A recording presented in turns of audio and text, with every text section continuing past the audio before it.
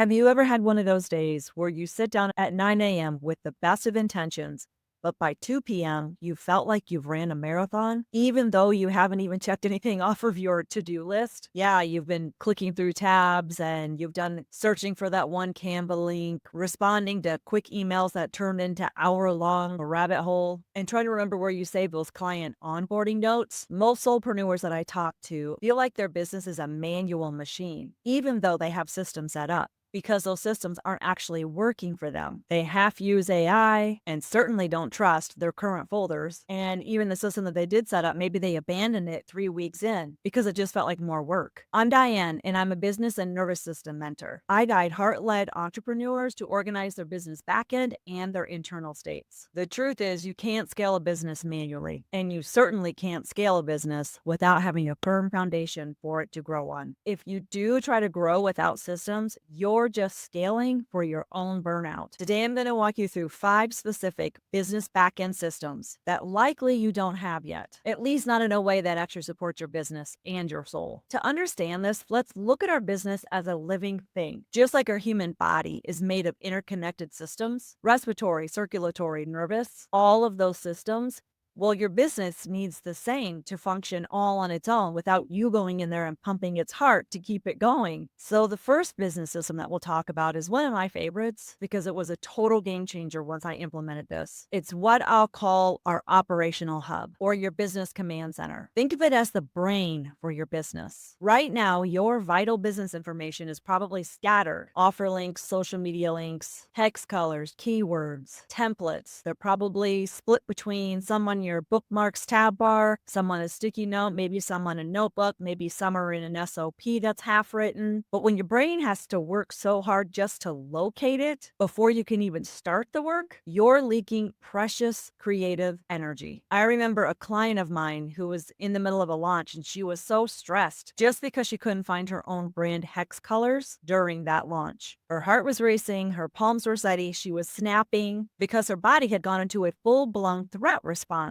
over color codes. Now that might sound silly, but it is very real. Think of a high stress time in your business where you exploded or maybe imploded because you couldn't find an email or a link or the contract. So a hub is one single place, a dashboard, if you will, not 10 different places where you keep all of your business vital information, your mission, those hex code numbers, and your core links. When you have one source of truth, your nervous system says, we're safe here. We have the information. I am safe to begin this work. System number 2, we'll call the heartbeat, your task management rhythm. Now, most people will use their inbox as their to-do list. But my friends, may I remind you that your inbox is a communication tool and mostly a collection of other people's priorities. So every time you open it to remember what you need to do, you're exposing your nervous system to a flood of requests and notifications and all of the noise. But a rhythm is different.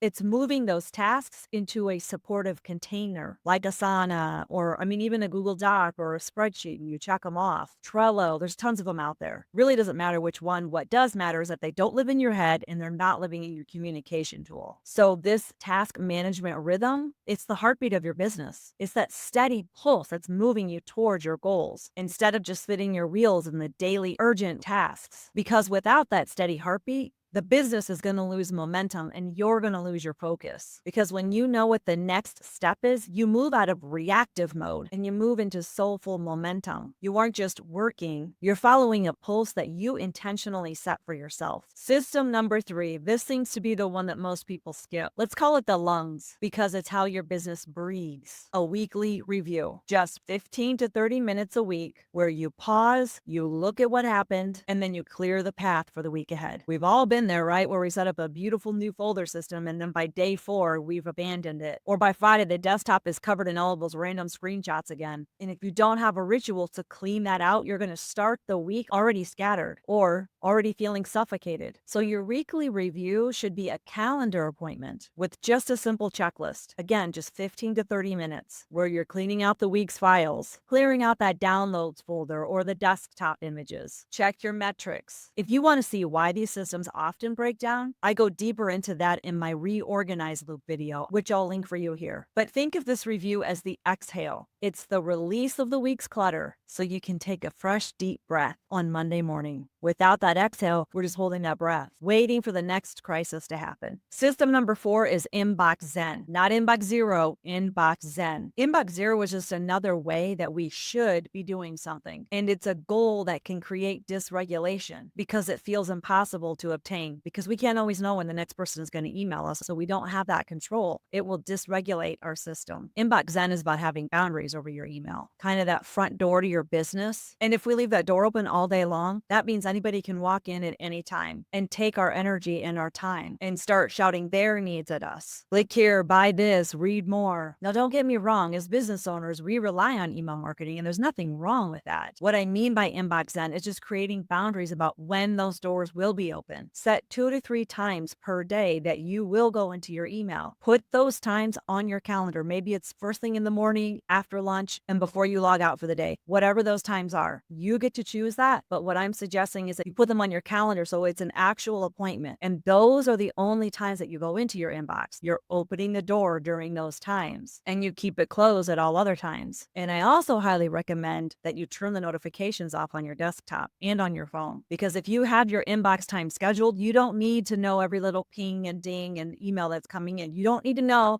when TJ Maxx is having their semi-weekly sale. And what you're doing by turning those notifications off and setting those email boundary times is you're protecting your time, your creative energy, the time that you are able to be present with your clients or a project that you're working on or a launch or a new offer that you're creating. You're creating boundaries around that time, your creative capacity. Because when you check your email, as soon as you wake up, you're already in reactive mode before you've even had your coffee. So by scheduling when the doors will be open, you move from reacting to responding. You get to tell the email when you're going to be in there, not it telling you, hey, you have a new one, and then it draws you in. I mean, it was designed for that, and it does it well.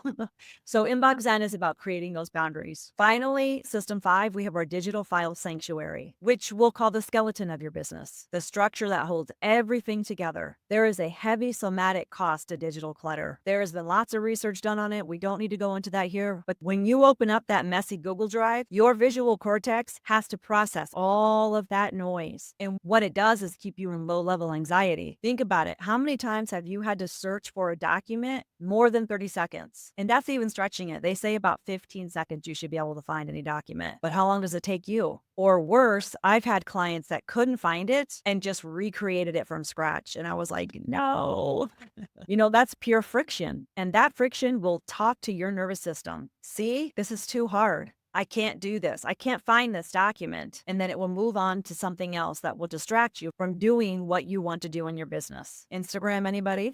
So this 5th system, your digital file sanctuary, is clean, it's named, and it has a predictable structure. It's using a standard naming convention that makes sense for you. For example, instead of titling something notes, you name it what it is. 2024 Client Onboarding version 1. So that way, when you open up your digital files, everything has a home and you can find things within 30 seconds, your shoulders will drop. Because your business has the skeletal support it needs to hold the weight of new clients, new launches, more money coming in. Without these bones, the whole structure eventually collapses right under its own weight. What I know to be true is that you did not start your business to spend your life searching for files or digging through emails. You started it to share your magic. But you can't share your magic if you're in constant fight or flight because your digital foundation is a mess and looks like a battlefield. So I'll offer a small challenge for you this week. Pick one of these systems we talked about today, just one, and try it. Maybe it's creating that operational hub, that one source of truth for your business. Put your 5 most important links in it and begin to use it.